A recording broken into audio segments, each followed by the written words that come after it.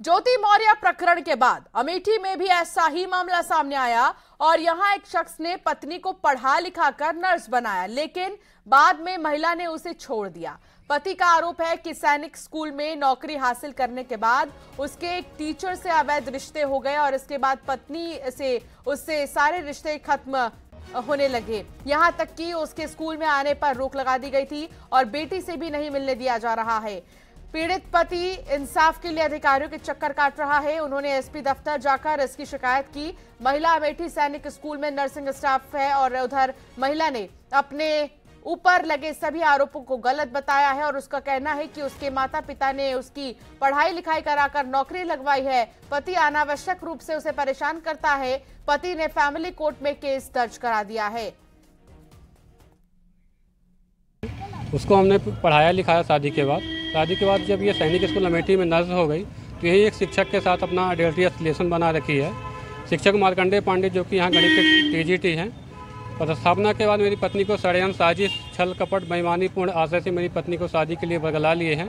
हमारा वैवाहिक संबंध विच्छेद करके मेरी पत्नी के साथ शादी करना चाहते हैं, जिसकी शिकायत हमने माननीय पुलिस अधीक्षक महोदय, जिलाधिकारी महोदय, एडीएम साहब को कई बार दिया, विभाग में कई बार दिया, लेकिन आज तक कोई सुनवाई नहीं हुई। मैं बहुत परेशान हो चुका हूँ मानसिक रूप से। एसडीएम ज्योति मौर्य केस का साइड इफेक्ट सामने आ रहा है और बताया जा रहा है कि इस घटना के बाद कन्नौज में पति ने पत्नी को पढ़ाने से ही इनकार कर दिया है। इससे परेशान होकर महिला मंत्री के जनता दरबार में गुहार लगाने पहुंची और समाज कल्याण मंत्री एससी अरुण के कन्नौज कार्यालय में उसने शिकायत भी की है। पत्नी का आरोप है कि पढ़ाई की जिद पर पति ने कहा कि तुम्हें जूती बनाकर रखेंगे, न कि ज्योति मौर्य बनाएंगे। महिला बीएड परीक्षा की तैयारी कर रही थी। कुछ महीने पहले ही उसकी शादी हुई थी,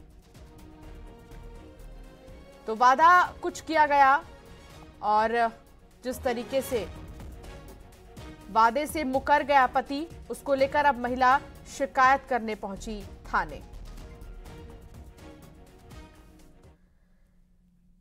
इटावा के फ्रेंड्स कॉलोनी इलाके के नवीन मंडी परिसर में चाय दुकान में आग लगने से हड़कंप मच गया है। आग बुझाने के चक्कर में चाय दुकान का पड़ोसी झुलस गया। उसे इलाज के लिए स्थानीय अस्पताल में भर्ती किया गया है और आग लगने की सूचना मिलते ही दमकल की गाड़ियां पहुंची। मौके पर आग को काबू में किया गया है, लेकिन अभी तक वजह साफ नहीं हो पाई है कि आग लगी कैसे। आग लगने से आसपास के दुकानों को भी नुकसान हुआ है।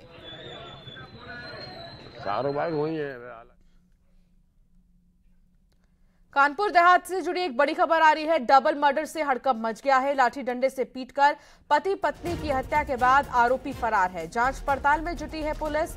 मंगलपुर थाना क्षेत्र के चिरखिरी गांव का यह पूरा मामला बताया जा रहा है।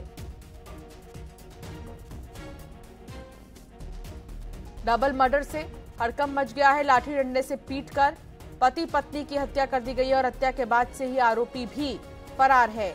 मंगलपुर थाना क्षेत्र का ये पूरा मामला बताया जा रहा है। जांच पड़ताल में पुलिस जुटी हुई है और कानपुर देहात से ये खबर सामने आई है। डबल मर्डर से हड़कंप मच गया है। लाठी डंडे से पीटकर हत्या की गई है। हत्या के बाद से ही आरोपियों को अब तक कुछ नहीं पता चल पाया है। उनकी तलाश लगातार जारी है। कानपुर देहात से यह खबर और ऐसे में डबल मर्डर से हड़कंप मच गया है। पुलिस मौके पर पहुंच चुकी है। जांच शुरू कर दी गई है और अब देखना होगा कि आखिर कब तक कानपुर देहात का मामला सुलझेगा। जांच पड़ताल में अभी पुलिस जुटी हुई है। ओम बाबू संवाददाता हमारे साथ जुड़ गए हैं। ओम बाबू, पूरा मामला क्या है, विस्तार से बताएं। जी, मैं आपको बताऊं कि एक बुजुर्ग दंपति कल रात में अपने घर पर सो रहे थे, तभी देर रात एक उनकी दोनों की हत्या की गई है। धारदार हथियार से उनकी हत्या की गई है। अभी तक हत्यारों का खुलासा नहीं हो पाया है।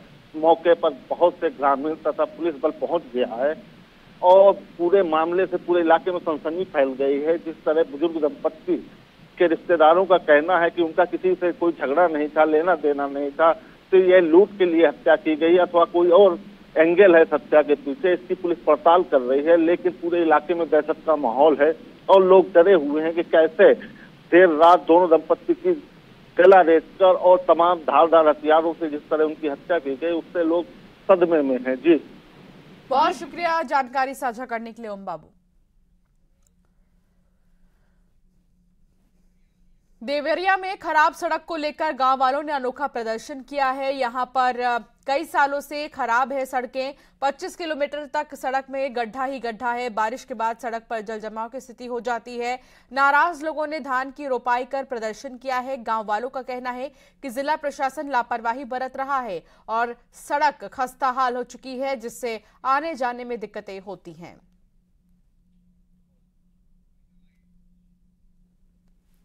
यहाँ पकड़ी बराव मार्ग जो लगभग 25 किलोमीटर पीडब्ल्यूडी की सड़क है और ये 3 विधानसभाओं और 2 सांसद का ये क्षेत्र इसमें पड़ता है और तीनों विधायक, दोनों सांसद हमारे बीजेपी के हैं, लेकिन फिर भी ये सड़क जो लगभग 5-7 वर्षों से बिल्कुल जर्जर अवस्था में पड़ी हुई है और इसको ये लोग नहीं बनवा पा रहे हैं। वैसे पाकिस्तान से ग्रेटर नोएडा आई सीमा गुलाम हैदर रील्स बनाने की शौकीन है। सीमा ने 800 से ज्यादा रील बनाई है। सीमा और सचिन की एक और रील वायरल हो रही है। सचिन ने सीमा की मांग भरते हुए रील बनाई है। बता दें कि सीमा गुलाम हैदर और सचिन ने इस साल मार्च में काठमांडू के पशुपतिनाथ मंदिर में शादी की थी।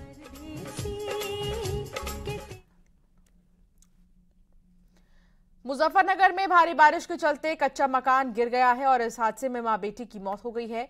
पिता घायल हो गया है। पड़ोसियों ने उसे मलबे से निकालकर अस्पताल पहुंचाया।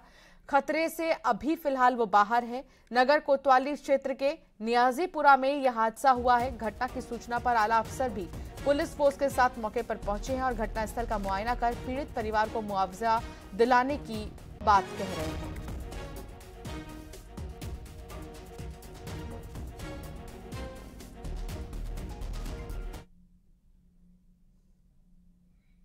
आगरा में पुलिस और बदमाशों के बीच मुठभेड़ हो गई है और इस मुठभेड़ में एक बदमाश के पैर में गोली लगी है। आपको बता दें कि इलाज के लिए इस बदमाश को भर्ती किया गया है अस्पताल में।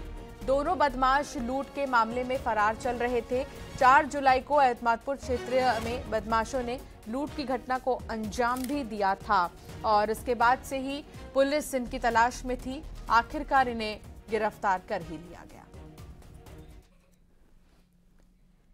2023 को थाना क्षेत्र एतमादपुर में टेम्पो सवारी के साथ घटित लूट की घटना के क्रम में मुखबिर द्वारा यह सूचना दी गई कि ग्राम चौगान के पास एक खंडहर में कुछ संदिग्ध व्यक्ति बैठे हैं। इस सूचना पर जब पुलिस टीम द्वारा चेकिंग की गई तो उन व्यक्तियों द्वारा पुलिस पर जान लेने की नीयत से फायर किए गए, जिसकी जवाबी कार्रवाई में पुलिस ने भी उन पर फायर किया। इसमें एक गोली एक अभियुक्त के दाहिने।